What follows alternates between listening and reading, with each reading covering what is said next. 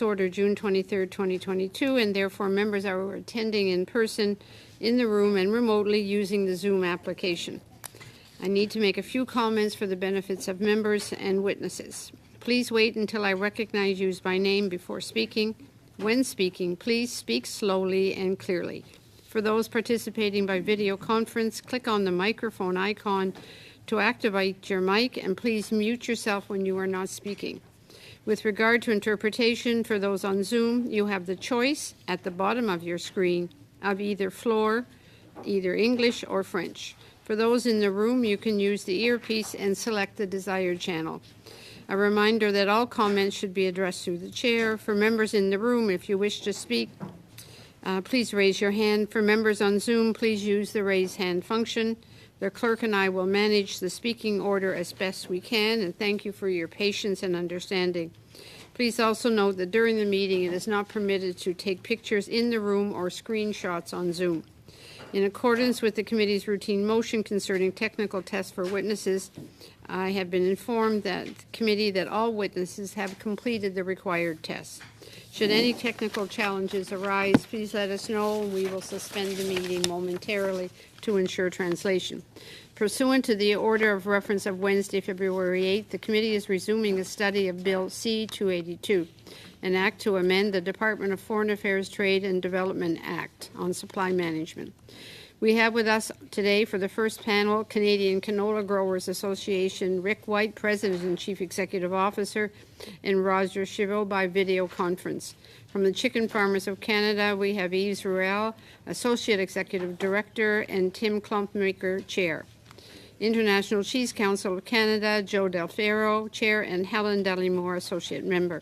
My apologies to all of you for the delay, but, Parliament has to function, the votes have to happen. So we're going to ask if you could all keep your remarks as brief as you can, up to 4 minutes each, right? And we will start with Mr. Chevreau, please.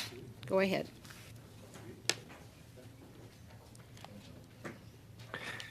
Thank you for the opportunity for the Canadian Canola Growers Association to appear on your study for Bill C-282. We appear in opposition of the bill.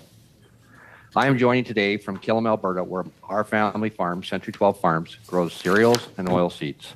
I also serve as the chair of both Alberta Canola and the Canadian Canola Growers Association, known as the CCGA.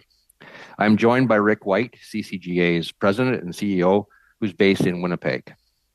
I mention the name of my farm because it tells you about our family farm. My great-grandfather started farming on our land in 1912, which makes me one of the oldest farms in our region of the prairies. This makes me a fourth-generation farmer, and my son, my 27-year-old son, a fifth-generation farmer. CCGA represents Canada's 43,000 Canadian farmers on issues that impact their success. Canola is the number one revenue source, earning Canadian farmers $13.8 billion in revenue in 2022. More than cereals, horticulture, livestock, including dairy and poultry, it contributes roughly $30 billion in annual economic activity and creates over 200,000 jobs nationally. Canola's success and its contribution to our economy is based on innovation and international trade and a series of free trade agreements successfully concluded by the government. As the world's largest producer and exporter of canola, Canada represents 90% of what we grow as seed, oil, and meal, and valued at $14.4 billion in 2022. Free trade agreements eliminate barriers and provide clear rules of trade, providing predictability and stability and reducing market risks. For example, the North American Free Trade, now CUSMA, spurred development of the Canadian canola sector, growing acres, attracting value-added activities, and generating the innovation needed to grow a sustainable crop and to be partners in Canada's climate change commitments. The Comprehensive and Progressive Trans-Pacific Partnership diversified market opportunities for oil and meal, keeping the processing at home and generating a multiplier effect in rural areas as well as urban centers. I want to state up front that I am not opposed to supply management or to the concept of protecting it. However, I am opposed to this bill because it is a bad policy, and I believe not necessary to protect our supply management system. Bill C-282 is bad policy on many fronts. First, if passed, Canada's attractiveness as a free trade agreement partner would diminish, adversely affecting Canada's ability to launch enter new negotiations. Canada's leverage in successfully renewing CUSMA under President Trump or negotiating a membership to and conclusion of the CPTPP would have been greatly diminished if such a bill were in place. Second, the bill would constrain negotiators' ability to seek the best and most ambitious deal for Canada as a whole. According to the department's website, Canada is negotiating bilateral or regional FTAs with a dozen partners, as well as advancing World Trade Organization modernization and the renewal of the Agreement on Agriculture. Robust negotiating strategies, flexibility, and compromise are required to achieve successful conclusions, a fact acknowledged during the department's testimony on February 16th regarding CUSMA. Third, the bill creates a dangerous precedent, inviting our trade partners to also seek exclusions and undermining Canada's reputation globally. CCGA supports ongoing government efforts to diversify our exports and strengthen free trade worldwide. This bill contradicts those efforts and sends a strong protectionism signal globally at a time where it has never been more important to avoid new trade barriers and to encourage trade and or access to food. Canada needs a new agricultural trade strategy where FTAs are a central trade policy tool. The Indo-Pacific strategy commits $2.3 billion over the next 5 years to expand our political, economic, and security relationships with the Indo-Pacific region, including through FTAs with the Association of Southeast Asian Nations, India, and Indonesia. Mr. Chevreau, I'm sorry, I have to interrupt. If you can get your last comments in answer to some of the members' questions. The members have a lot of questions, and I'm just trying to be as fair with time as possible. Mr. Royal or Mr. Clonmaker, whoever wants to go and speak to your side of the issue. Yes, thank you, Madam Chair. My name is Tim Clonmaker, and I'm a chicken farmer from Norwood, Ontario, and Chair of Chicken Farmers of Canada. Supply management is the reason I am a farmer. My parents took over the farm from my grandparents in 1972, and supply management was the reason they encouraged me to purchase my own farm in 1984. My wife and I have raised 3 sons who are now also chicken farmers thanks to supply management. It is a uniquely Canadian system that supports generations of farmers and feeds millions of Canadians. We're all here to talk about the same thing. Whether it was government officials, members of the Canadian Federation of Agriculture, or other farm groups, we're all worried about the same thing. How do we continue to provide high-quality, safe food to feed people? We're all unified in the fact that farmers feed Canadians and the world, and we require the tools and support to continue doing so in our own unique ways. Bill C-282 is welcomed by Chicken Farmers of Canada, as it would ensure the Government of Canada grants no further concessions into the supply management sectors in any future trade deals. We cannot afford to lose a part of our market with every trade agreement. The Chicken Farmers of Canada Board of Directors, comprised of farmers, processors, further processors, and members of the food service sector, carefully determine how much chicken Canada needs for the coming months, and farmers from coast to coast produce that amount. This also considers how much is coming from imports, making it predictable and reliable. Any additional access that is granted undermines the import control pillar of the system, meaning it can't function as intended.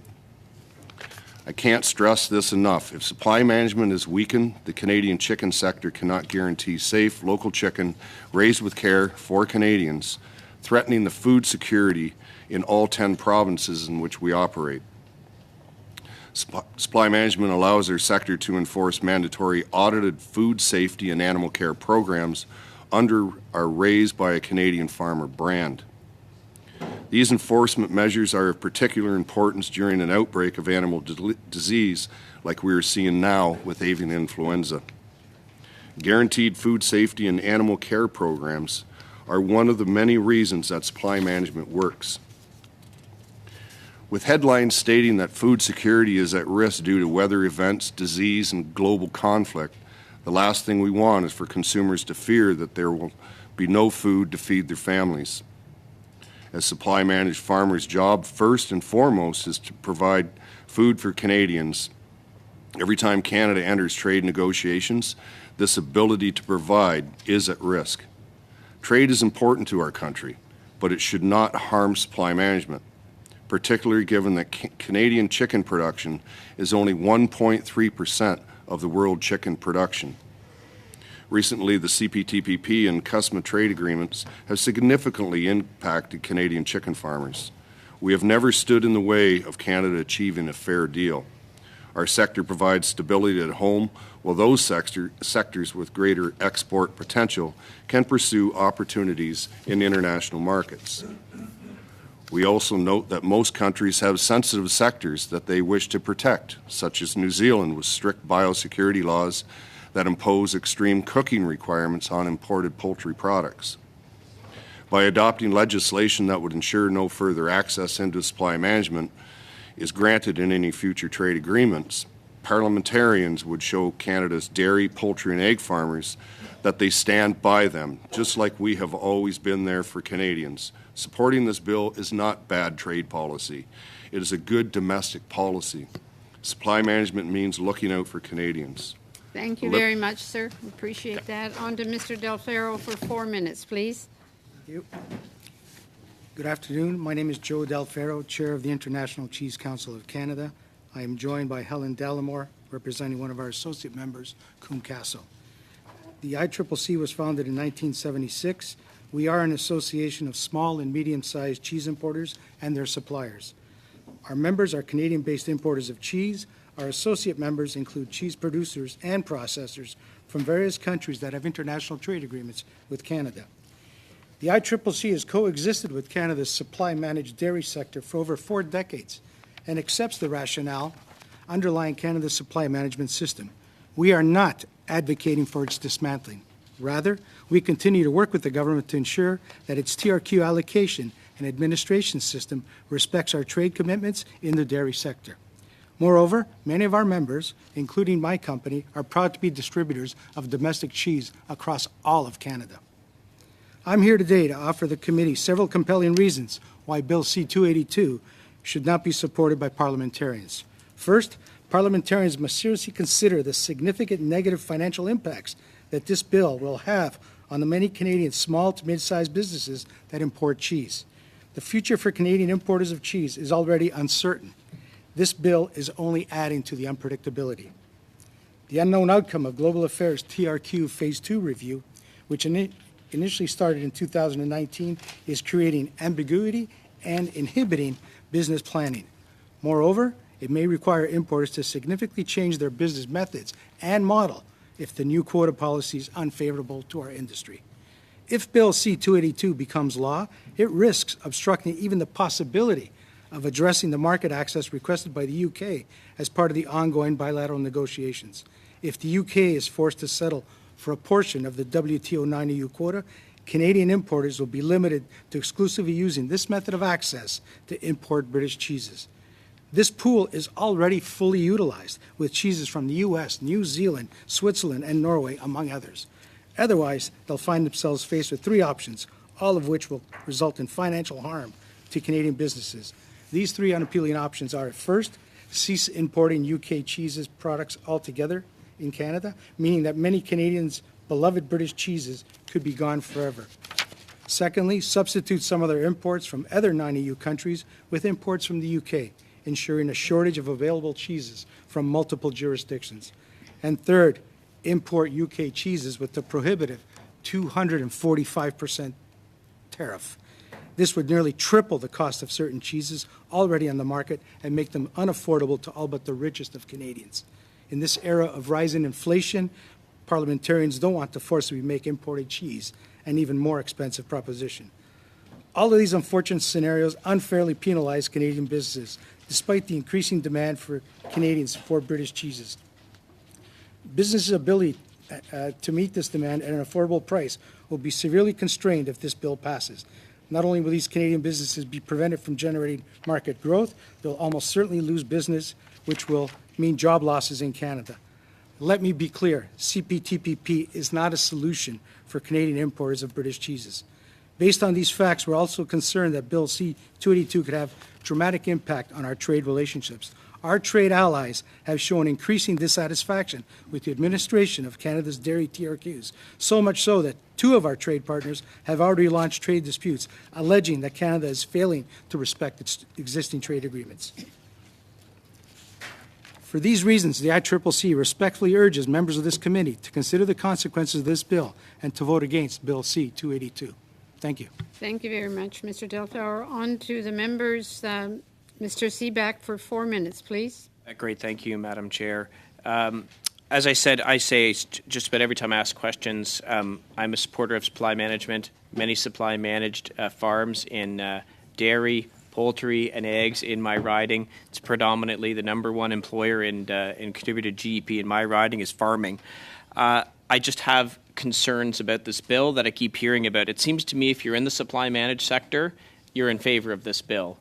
Every other sector outside of supply management in Canada is saying that they're gravely concerned about the impact this could have on existing trade agreements and new trade agreements. So my first questions are for the Canadian Canola Growers Association. How big is the American market for your products? Well, that's a very good question. It's actually our #1 customer. I think the number is we are presently selling about $7 billion worth of canola and some of our value-added products, which are oil and meal, to them at this moment in time, and which makes them. I've got very little time, so there's a 6-year review on CUSMA or USMCA. Any way you want to look at it, we just went through a very difficult round of renegotiations with the United States. Our government officials who came today said it would have been very difficult to renegotiate that if supply management was off the table. This is coming up in 3 years. We're now 3 years out. Are you concerned that this bill may affect the renegotiation of the review of USMCA in 3 years and the effects that would have on your industry? Absolutely, 100%. They represent, like I said, 80% of our value added in the oil and 60% of our meal. So if we don't have predictability and stability in our trade agreements with the U.S., we risk a large amount of that market, which is, like I said, $7 billion worth of the canola exports alone. So it represents a massive amount, and we're very, very concerned about this. And that's particularly one of the worries that we have, is we're aware of the fact that if we'd had this kind of a bill when we were renegotiating with the Trump administration, we would likely not have been successful in reaching an agreement. And that's a big risk for us. I asked the sponsor of this bill when he came to the committee about his consultation with industries. Seems like he only consulted the dairy industry in Quebec. Was your industry consulted with respect to this bill? And I'll ask the same question to the Cheese Council. I'll deflect that one to Rick White. Yeah, thank you. I would say that it was an somewhat open consultation on it. I mean, we have all had our input on this. So, but again, it was relatively open. But did the member reach out to you? Respond. Did the member reach out to you? Not directly. No. To discuss this bill? No. No. Were you consulted at all by the sponsor of this bill? Did the sponsor reach out to you and ask your thoughts on how you'd be affected? No, they did not. So the only way that either of you would have been able to give your thoughts on this bill was coming to this committee today? Yes. Yes, it's the most effective way, yes. And would you agree with me that we should probably consult as many industries and businesses and products as to what they think this bill might do to them? Geez, I would say yes. Yes, I would, and I would include not only just agricultural products, but I'd also include products outside of the agricultural field. The CUSMA deal was good for all of the Canadian economy, not just agriculture. And this bill is not necessarily agriculture against agriculture. This is a concern for our entire Canadian economy. Thank you very much. On to Mr. Varani for 4 minutes, please. Thank you very much, Madam Chair. And I want to start by thanking all of the witnesses for their participation and their contributions to feeding Canadians and feeding the world, is I think how Mr. Klompmaker put it. I'll just say that there's sometimes a bit of confusion on this side of the committee table when we hear protestations about support for supply management, when we know that there have been debates on the floor of the conventions for His Majesty's official opposition, mooting the idea about phasing out supply management. There have been leadership candidates of the official opposition that have pledged to end supply management, so it causes some concern. Notwithstanding that, in 1972, this system was created by Pierre Elliott Trudeau. It's a good system. It's it's proved to be very successful. And we stand by it as members of the Liberal Party. I want to put some questions to Mr. Klompmaker. You had said in that, when I was just quoting back to you, you'd said we help to feed Canadians. And I want to ask you a bit more about sort of this idea about sort of feeding the world. This time of sort of crisis when you have the illegal war in Ukraine, food security around the planet has become an acute issue. Could you speak to that from your perspective as a chicken farmer, but more broadly as a farmer generally? What does supply management do to stabilize the food system here and allow us to also be exporters and assisting our allies around the planet? Yeah, thank you. Certainly, food security is a great bonus that we have within the supply management sector, right? Because if you take a look at avian influenza and how it impacted across the country, we have production in all 10 provinces, and we did have cases in 7 provinces. And we were able to still maintain a supply of product, and we didn't have any shelves that were empty. So as far as the food security issue, we were still able to manage that piece. If you take a look at the U.S., we did see some significant losses in the U.S. It certainly impacted some of the supply management sectors down there as well, and certainly has had some impact on some of the imports that we have coming out of the United States. So within the supply management system, we're able to protect consumers by having it available, and also the uncertainty that has been created through Ukraine, the disruption in grain supplies to different areas, and that. I just feel that from a sovereignty perspective, I think when a country can feed itself is in the best interest of that country. And can I just build on? I just have about a minute left, but on this idea about sort of predictability and stability of the industry. Obviously, a challenge for all of us, regardless of which industry, is sort of climate change and moving towards net zero. What does supply management do to enable you as a farmer, Mr. Klompmaker? How does it enable you to have the predictability that can allow you to do the types of innovation that are necessary to move chicken farms towards having less of a carbon footprint? Yeah, thank you. That's a good question, because I'm the older guy on the farm now. Okay, so I have 3 sons that are there. Certainly, they take the approach that supply management offers up the stability for them to have investment in farm. And when we take a look at some of the investments that we've made over the last number of years, we built several new barns. We actually brought some technology in from Europe around heat exchangers that significantly reduces our heating costs. It improves bird health and welfare. So certainly the stability that the supply management system creates for us gives us the confidence to invest in innovation and have the confidence that years from now that we're still going to be able to have a decent living. Thank you very much. On to Mr. Savard Tremblay. Merci, Madame la Présidente. Thank you, Madam Chair. Thank you to all our witnesses as well for their presentations. My first, will go to Mr. Klompmaker. Personally, when I hear this argument to the effect that we have to keep openings so as not to hurt other sectors, I think it's a bargaining chip.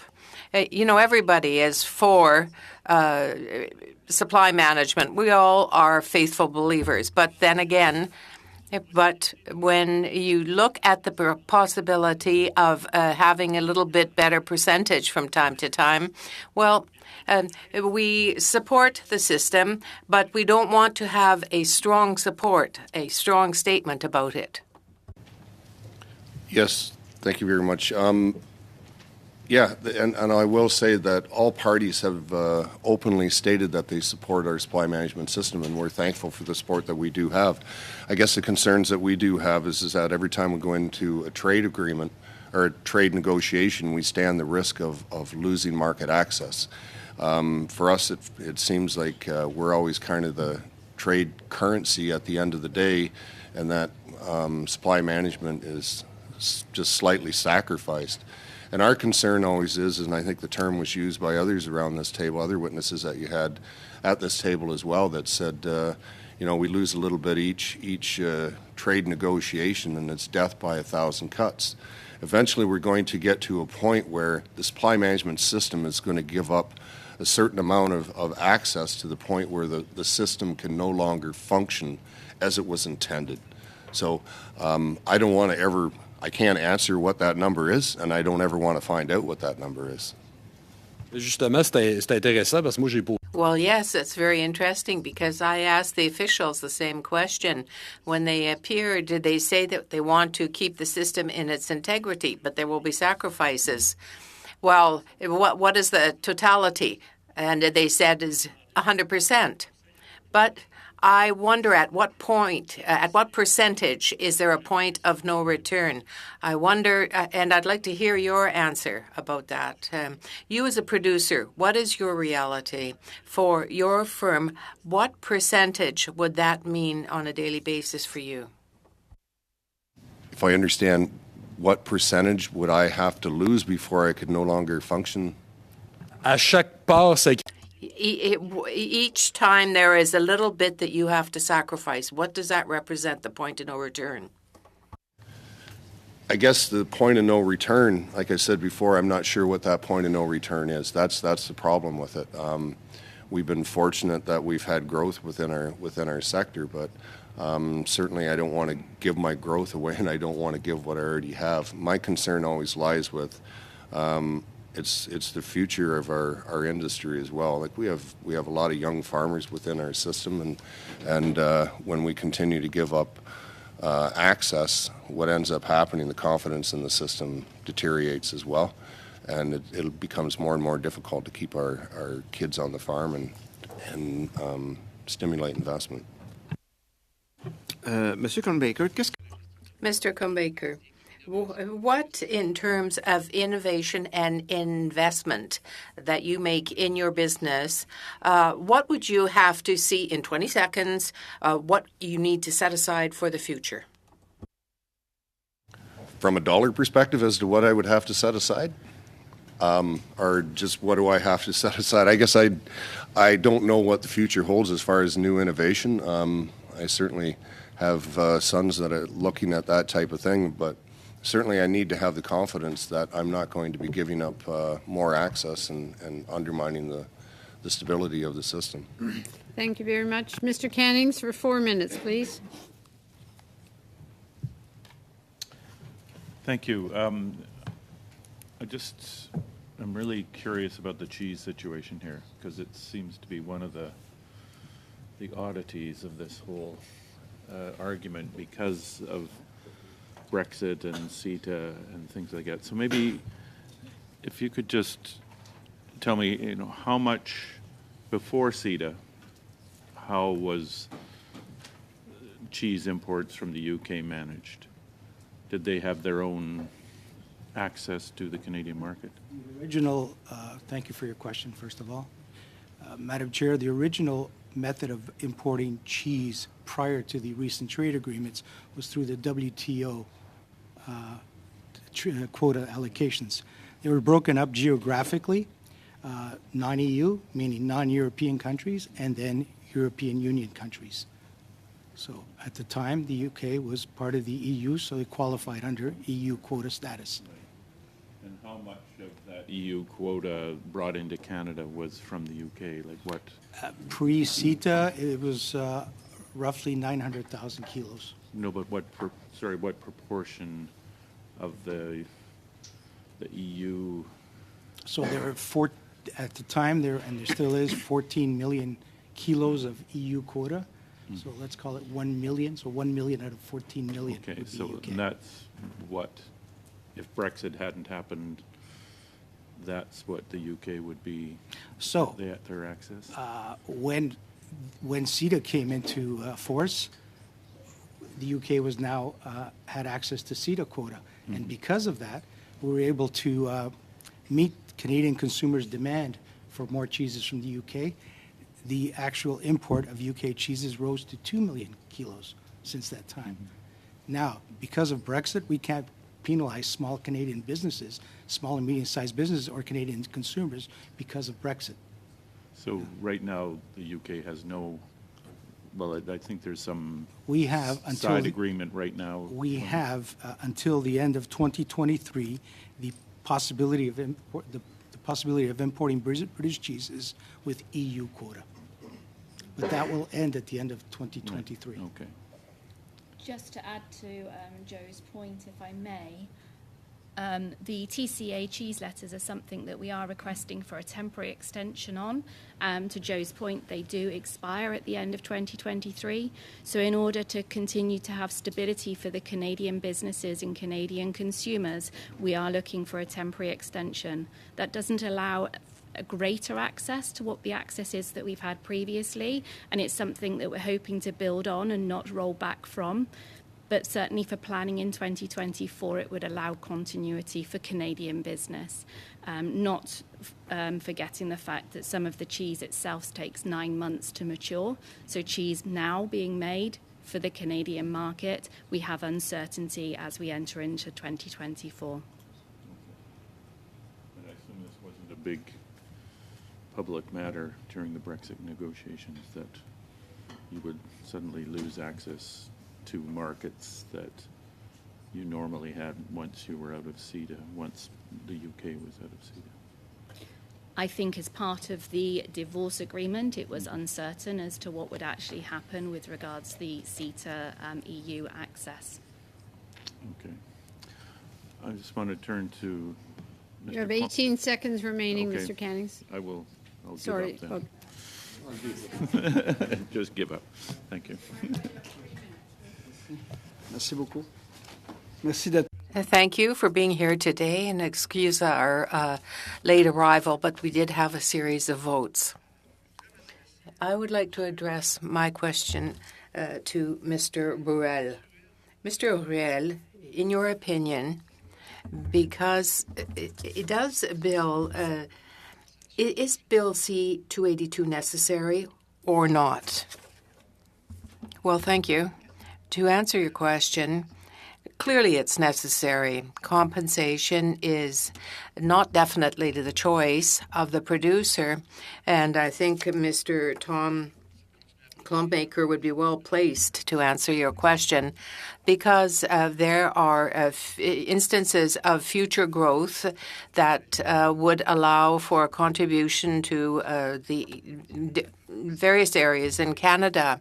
And, you know, the production of poultry affects rural but also urban areas. So access is important. So any kilo that you let into Canada, say, is one that we don't produce in Canada, and that will have a direct effect on processing jobs.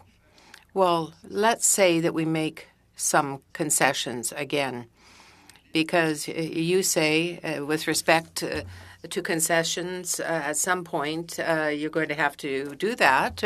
But then again, the supply management system will no longer be effective.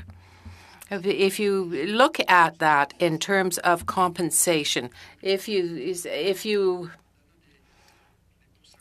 try to see that in terms of percentages, just how far can we go? So when you hit the limit, is it elastic?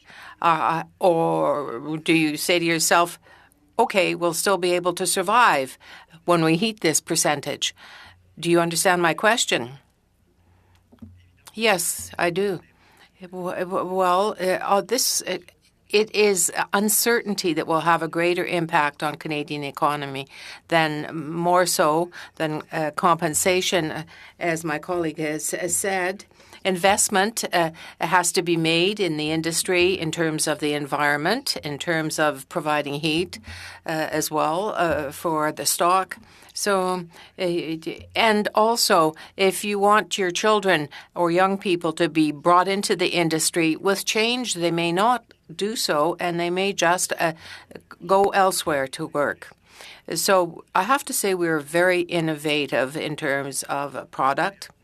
In producing the best product for Canadian consumers. We have a very high safety level, and we work hard for markets, but unfortunately, 2 seconds left.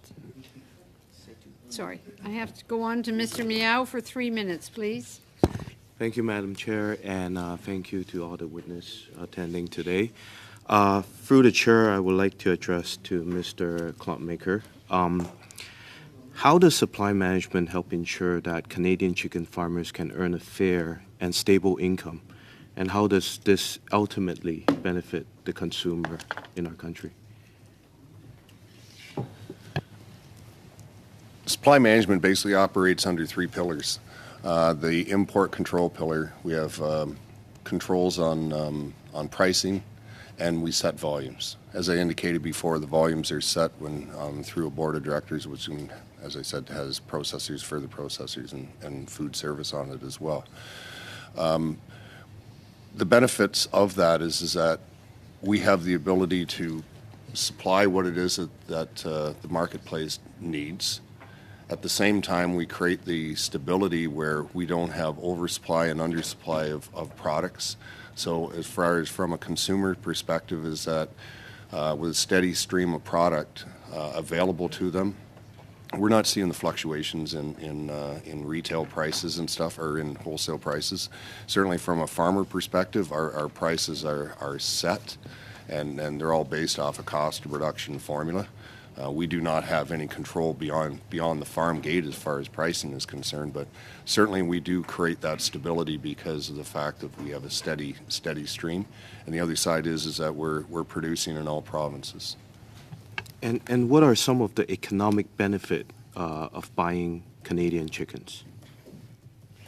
I think the big benefit is that you're supporting Canadians. When we take a look at it, this is not just about farmers. Our farmers, like we're like I said, in 10 different provinces, and we're in the rural communities, and a lot of those rural communities, they depend on supply management for whether it's implement dealers or feed suppliers, chick hatcheries. But it also gets into the urban centers as well, is that we're supporting urban centers through our processing plants, or our further processing plants and distributors. So there's, I think, is where the benefits. We're creating about 102,000 jobs in Canada. So. And with this implementation of Bill C-282, does it adequately address the concerns and needs of small-scale chicken farmers across Canada? I think what Bill C-282 will do is just give people the confidence to invest in farms, and they'll give the confidence for them to start up smaller farms. Certainly with smaller farms, we do have the advantages of, with supply management, we have very rigorous food safety and animal care programs, and certainly that goes across all of our farms, so it does maintain those small family farms.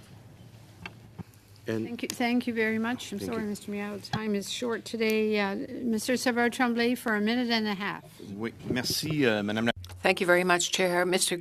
Ruel, in a minute and a half, can you talk about the secondary effects of supply management?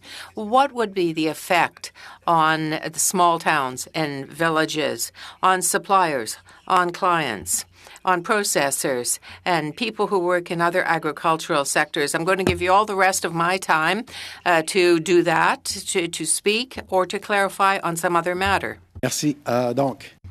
Well, thank you. There are multiple effects. The suppliers of the input, as has been said today. That represents $3.5 billion. A variety of grains, cereals, corns that are supplied throughout Canada. Those suppliers of chicks that are doing business throughout Canada. And we also have the whole business of heating the hen houses and the installations for the birds through the winter. So there is this whole business of supply, but unfortunately, given the difficulties of the beginning of the pandemic, there was some difficulty maintaining the stocks of the chickens because of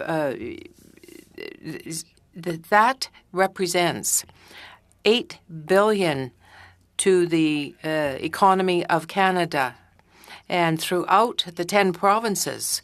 So it's not just a concentrated production in one place. On to Mr. Cannings for a minute and a half, please. Well, thank you. And I'll ask Mr. Klumpmaker my question again. And you mentioned the idea of a death by 1,000 cuts. I know certainly in the dairy sector over the past 3 main trade agreements, we've seen sort of 3%, 3%, 3%, sort of a total of 10%. There was 8% access before, so now they have 18% access to their market from foreign producers. I'm just wondering, is that the same thing that the chicken farmers have seen, the poultry producers?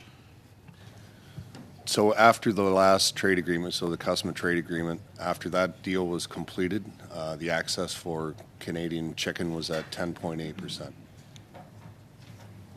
Okay, that's fine. So we're going to have to end this panel at this time. If any of the points to our panelists that you weren't able to get across, if you'd like to submit something to the clerk in writing, she will ensure that the committee members receive it. Right? So I have to ask you to quickly move so we can bring another panel into place and that the committee will have time to get their questions answered.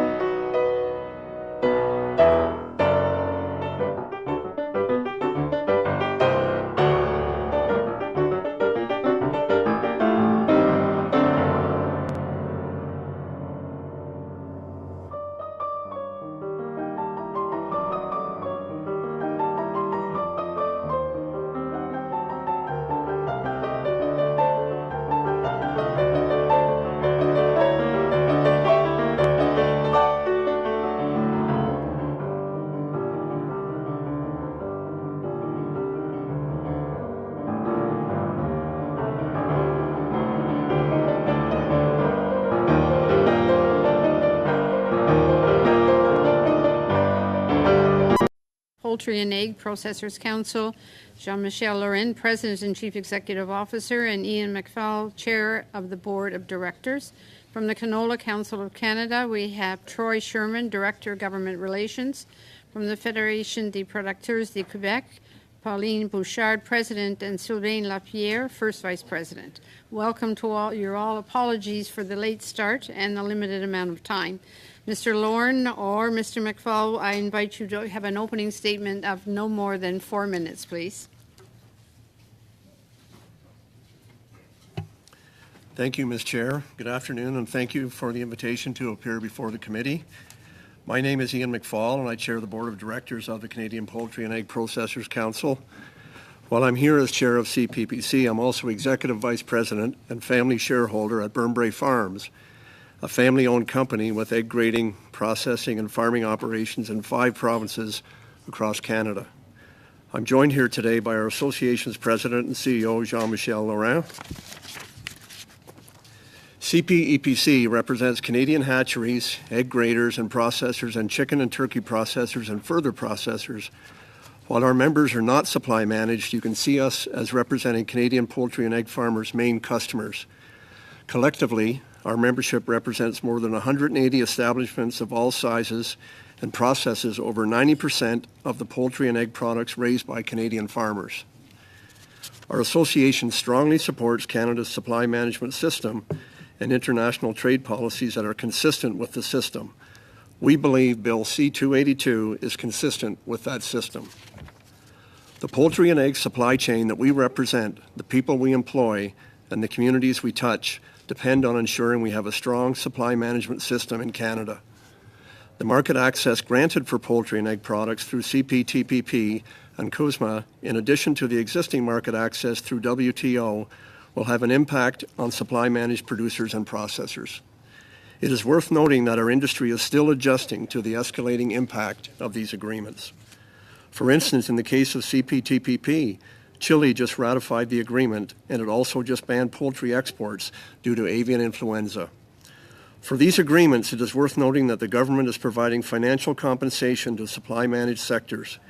In the case of poultry and egg processors, the government is contributing to planned investments through the Supply Management Processing Investment Fund. This fund will provide on average, $17 million per year over 6 years to poultry and egg processors looking to increase their productivity and improve their competitiveness. This fund is in high demand, and after being in place for almost a full year, it is now clear that it will only benefit some processors given the high volume of demand for this fund. It is also worth noting that the funding allocated under this fund represents a fraction of the expected impact of the trade agreements. Bill C-282 is tied to Canada's import controls regime. This is one of the 3 pillars that are key to upholding the supply management system. We acknowledge that some have concerns with the bill. Trade agreements are critical to non-supply managed commodities. We believe Canada can protect its supply managed sectors while successfully negotiating trade deals that benefit Canadians. It is also our understanding that it is not the intent of the bill to restrict Canada's ability to negotiate new agreements. Access to imports in controlled and limited volumes for our members is also critical to supply-managed sectors. It's our understanding that Bill C-282 will not change the market access already granted to trading partners under current agreements or impact other trade legislation. In closing, CPEPC believes that this bill is consistent with Canada's supply management system, a system we strongly support. We thank you for your time and would be pleased to answer your questions. Thank you very much. Mr. Sherman, for 4 minutes, please. Thank you, Chair Scrow and members of the committee. My name is Troy Sherman, and I am the Director of Government Relations with the Canola Council of Canada. The Council encompasses all links in the canola value chain. Our members include canola growers, life science companies, grain handlers, exporters, processors, and others. Our shared goal is to ensure the industry's continued growth and success, and to do this by meeting global demand for canola and canola-based products, which include food, feed, and fuel. Canola's success is Canada's success. Our industry represents almost $30 billion in economic activity annually, 207,000 jobs across the country, $12 billion in wages, and the largest share of farm cash receipts in the country. With over 90% of Canadian canola exported to as many as 50 different markets, the canola industry depends on ambitious, fair, science and rules-based trade. For many years, we have worked with Canada's trade negotiators to make sure Canada and Canadian canola is well positioned to help feed the world. Central to these trade negotiations is the foundational principle that negotiators should be empowered to reach the best agreements for Canadians and the Canadian economy. Negotiators have been able to achieve this by availing themselves of all the tools in their trade negotiating toolbox, working closely with industry, academics, and civil society to ensure that Canada's trade agreements achieve what's in our national interest. Bill C-282 risks undermining Canada's reputation as a trading nation and, consequently, undermining our national interests in trade negotiations. Bill C-282 does this in a number of ways, including putting in place legislative prohibitions on what our negotiators are able to discuss at the negotiation table, and diminishing Canada's desirability as a market with which to pursue trade agreements. On the first point, Bill C-282 is proposing to prohibit what Canada's trade negotiators can discuss at the negotiation table. To the best of our knowledge, and as noted by officials at Global Affairs Canada, no other country legislatively prohibits negotiators from discussing certain topics during trade negotiations. Canada would be an outlier, and needlessly so.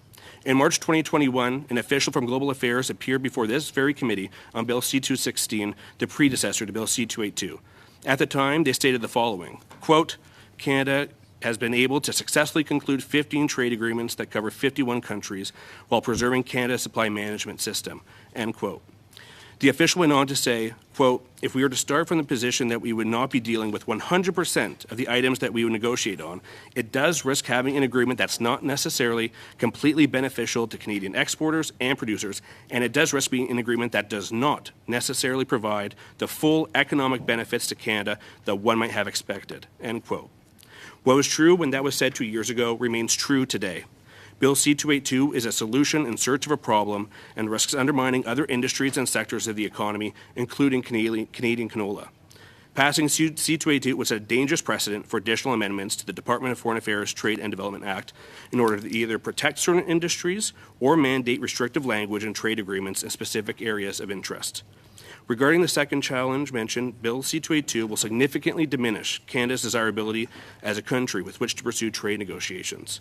By legislating that our negotiators are not able to include supply management as part of negotiations, Canada is significantly shrinking the trade prospect pie and potentially forcing Canadian concessions in other areas of interest. If Canada is viewed as an obstacle for new entrants to plurilateral agreements or less attractive to engage with given our legislated red line on supply management, our trading partners may question the value of having Canada at the negotiation table. To conclude, Bill C-282 represents a significant departure from Canada's principled, fair, and rules-based free trade posture. No industry, sector, or issue should be off the table during trade negotiations. Our trade negotiators have delivered tangible results and benefits for the Canadian economy and industries, including canola. Thank you very much, Mr. Bouchard. Please, for up to 4 minutes.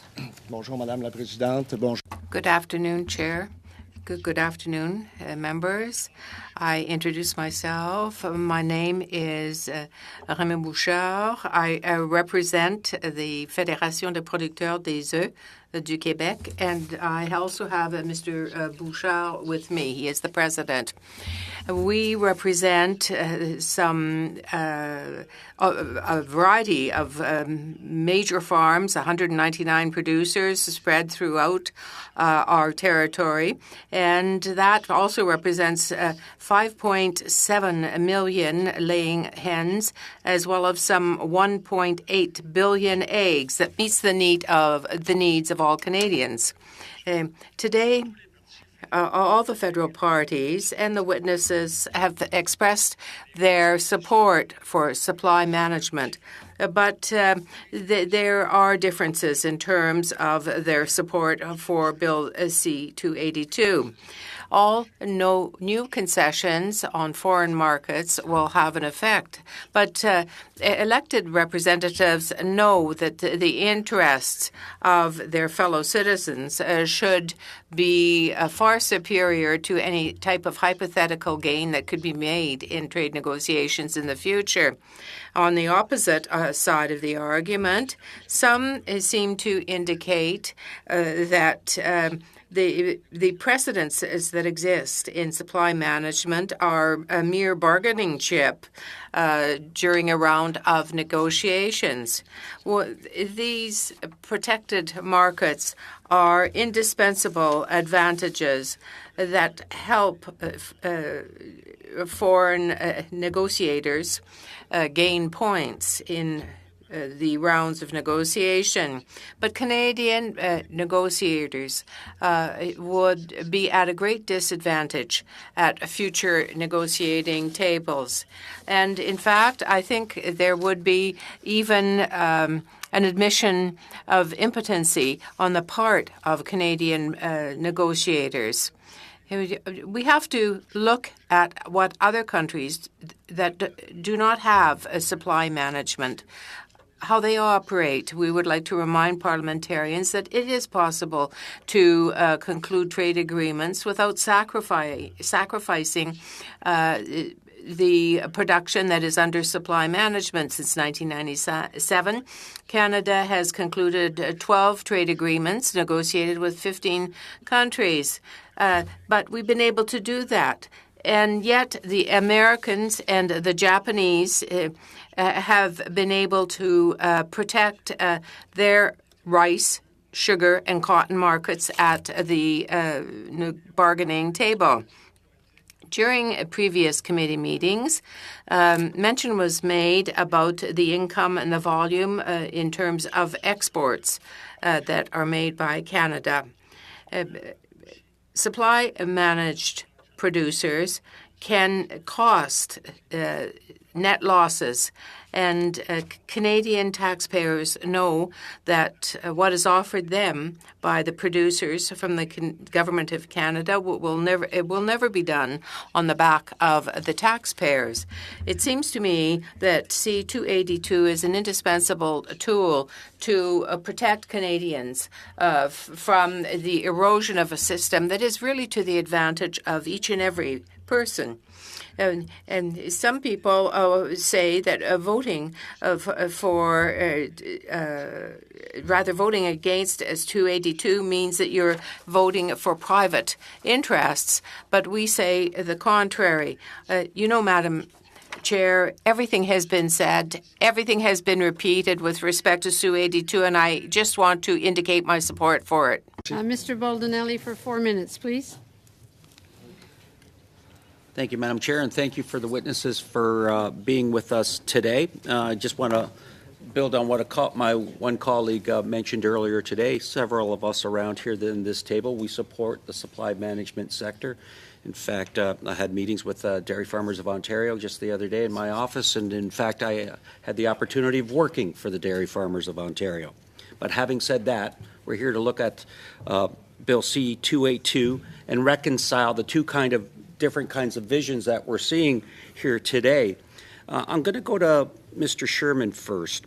And I just want to ask the question, did the sponsor of the legislation reach out to your organization to seek feedback on this potential legislation? Yeah, thank you for the question. No, we were not approached by the sponsor of the bill on this piece of legislation. Here's my concern.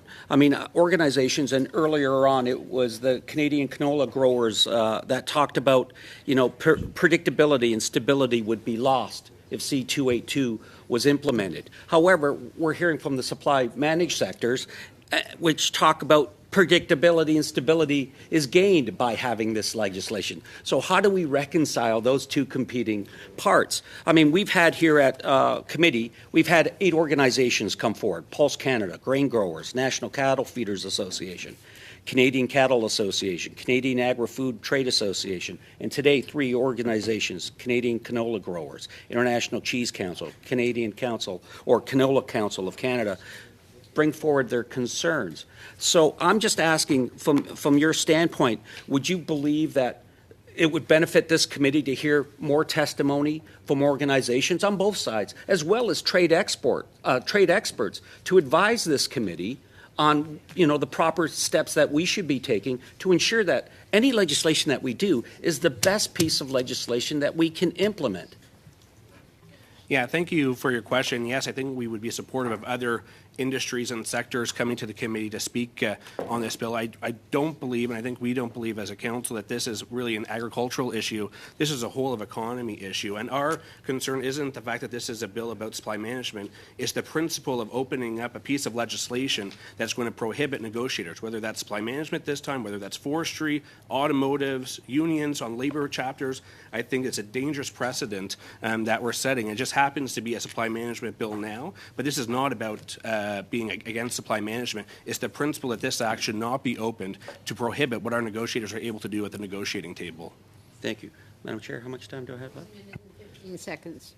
And just building on that, it's setting that dangerous precedent. For example, when Canada goes into trade negotiations, my colleague had mentioned in 3 years, CUSMA will have to be renegotiated. If we're setting in legislation areas that we're not going to talk about, what is it to say that our American trading partners, or even Mexico as well, they then put aside certain areas that they're not going to talk about, which would be to the disadvantage of various different sectors? And just your comment on that. Yeah, I mean, the U.S. is our largest export market at close to $7 billion in 2022 alone. I think just talking about the market access piece isn't enough. We have to look at the totality of the agreement. As we know, back during negotiations for CUSMA, dispute settlement was one of the sticking points with the U.S. administration at the time. It's something that we have availed ourselves of as an entire sector in agriculture in the past, and it's a really strong tool for us from a dispute settlement standpoint to challenge the U.S. or the Mexicans on particular issues. We would never want to see that watered down in lieu of another part of a different chapter within the agreement. Thank you. Sorry, Mr. Bellin, you have 4 seconds left. Mr. Drouin, please. Madam Chair, I'll be splitting my time with my esteemed colleague from Nepean, 2 minutes each, I believe. Okay. Premièrement, Monsieur Bouchard. First of all, Mr. Bouchard, welcome to the committee. I appreciate the fact that you're here with us. But often when we talk about supply management, people think that prices are higher because of it. Are you aware of the impact that the avian influenza has had in the United States on the price of eggs and how much eggs cost in the States right now, and also on the volume of laying hens?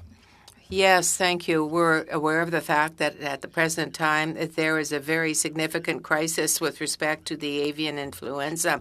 Some 4 million layers have been eliminated because of that in the United States.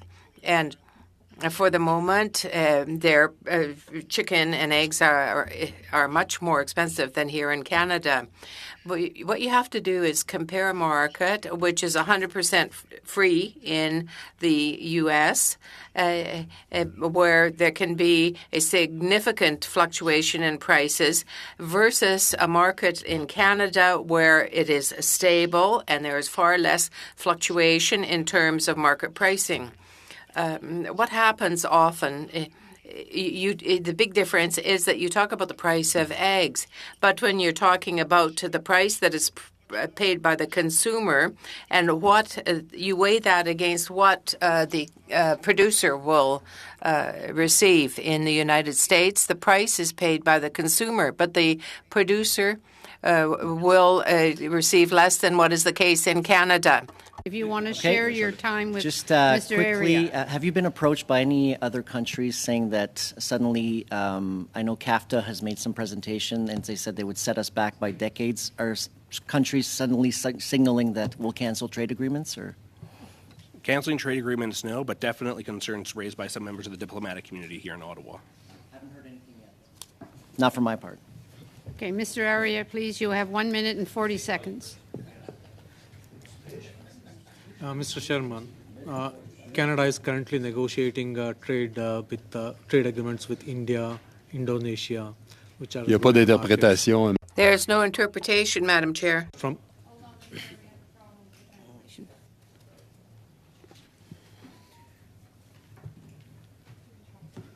Okay, would you like to start again, please? Thank you, Madam Chair. I would like to ask Mr. Chairman the question. Canada is currently negotiating a preliminary trade agreement with India and with Indonesia. Canadian agriculture produce is the biggest export from Canada to India. and Kusuma is up for renegotiation in 3 years.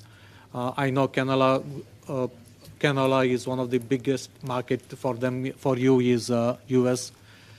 So considering all this, you think that if this bill becomes law, then how it will affect our position in negotiation with India, Indonesia, or the U.S.?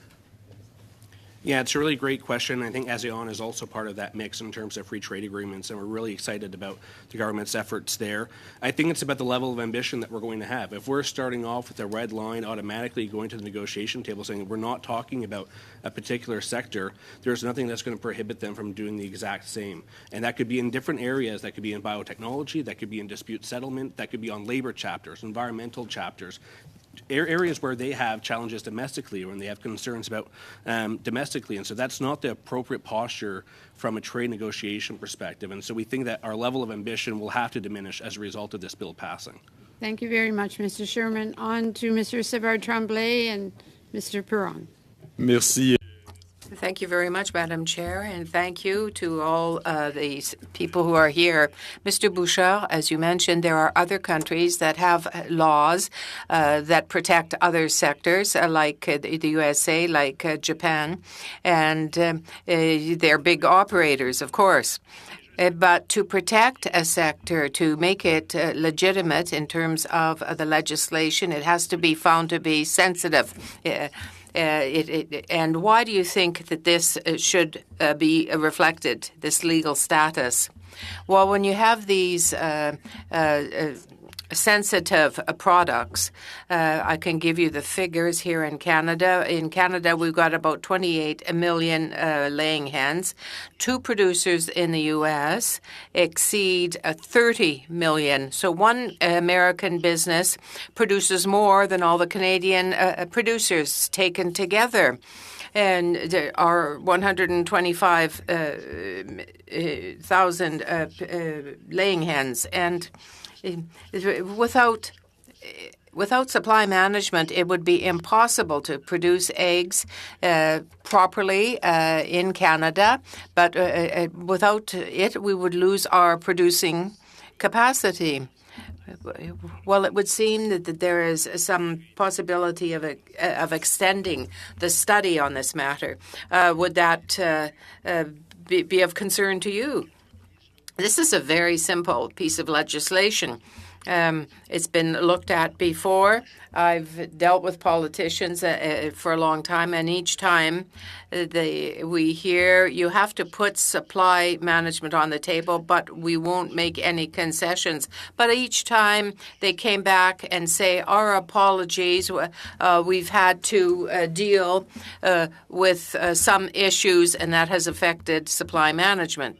So we have to give a clear message to those who are going to be at the bargaining table. They're amongst the best in the world.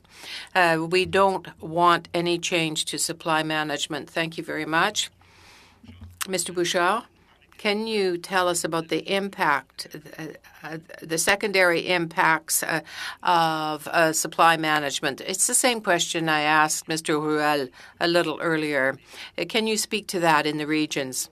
Well, I can talk to you about our villages. I operate in Beauce, in the rural area, in a regional area, and we have today in my business that I have with my son, who is also a producer for the dairy farming under supply management, runs only because supply management gives us some ability to foresee what will happen in the future. But all these producers of canola, corn, and so on, I can't see how that they would be negatively affected in because we have supply management in our sector. There is the forest sector as well, and others. What would you say if we were to consult other sectors when the aluminum producers go to the negotiating table? Do they consult other sectors, or the automobile sector? Do they consult others? How do you react to that? Well, listen, we've done a lot of consultation for the first bill since for C-282. I firmly believe that parliamentarians have to give a clear signal about what should be negotiated at the negotiating table. Negotiators will do their work, and they will create something good through those agreements. And Interrupt again. Mr. Cannings for 4 minutes, and that'll be the last member that's able to ask questions. Okay, thank you. I'd like to ask Mr. Sherman some questions about the canola situation. And my apologies if I missed some numbers you gave at the start. I'm kind of multitasking here. The United States is your big export destination. So how much is exported to the United States? I mean, it was... In dollar amounts, it's close to $7 billion in 2022. And how much canola comes in from the United States to Canada? Oh, canola is a very small crop. It's just about 2 million-ish acres in the United States. And how much has that access to the United States changed over the past, agreements, CUSMA, NAFTA? Yeah, so I mean, there's no tariffs on canola going into the United States, and so that's a result of the free trade agreements. I think where this bill comes into play is really on if it is reopened and it is renegotiated, where is our level of ambition? Are there other chapters that we do avail ourselves of that could be watered down as a trade-off for not talking about supply management? And that's where our concern really does come from. Yeah, I mean, I guess I'm trying to get at this because everybody here says we support supply management. And I'm just wondering how you would feel if canola had been cut down 3%, 3%, 3% over these last issues, and people said, oh, yeah, we support canola. Yeah. No, I mean, look, we faced a serious challenge with China, as you may remember, with Viterra and Richardson losing their export licenses. That cost the canola industry close to $3 billion in exports for an issue that was outside of our control, obviously. And we're very sympathetic that my point is that it's not that it's supply management. It's the principle that the act should not be reopened for any industry, sector, or issue to legislatively prohibit what a negotiator can do at the negotiation table. It just happens to be supply management at this juncture. But it's just also, it happens to be supply management is supply management. And there comes a time when you just give up on managing that supply if you cut it down 3% each time we negotiate something. And I'm just trying to see how someone from outside would feel about that. You would get the impression that someone didn't like canola if every time you went there you could export less. Absolutely. I mean, you did face that challenge with... But that's what you're asking of the supply managed sector. Well, so we're not asking the supply managed sector. I mean, ultimately, the objectives of the negotiation have to be tabled in Parliament by the minister. Parliament does have a role to say in terms of the implementation legislation. And so, we trust our trade negotiators to deliver the best outcomes for Canadians and the Canadian economy, and that's always been our position. So right now, all the parties agree that, no more cuts to supply management. If that's tabled in the Parliament before the negotiation, how different is that from having this legislation? I think we'd be the only country in the world that have a legislative prohibition on what our negotiators can and cannot do at the negotiation table. I think there are other tools in the toolbox in order to ensure that happens. The government put in place a new policy for its objectives in Parliament. There are trade implementation legislation as well. So I think there are other ways to protect supply management outside of this piece of legislation. And I think that's our point. It's a principled position, not the fact that supply management. Okay, doesn't seem to have been working very well. That's all. 11 seconds. Oh, I always seem to have 11 seconds. Or was it 18 last time? Anyways, thank you. No problem. All right, thank you very much. So to our panelists, apologies again for the tightness of time and the situation today, but we appreciate you very much sharing the information with us. If you could all please exit from the room. Committee has to do a few minutes of committee business, so If you could exit from the room as quickly as possible, I will suspend for a few.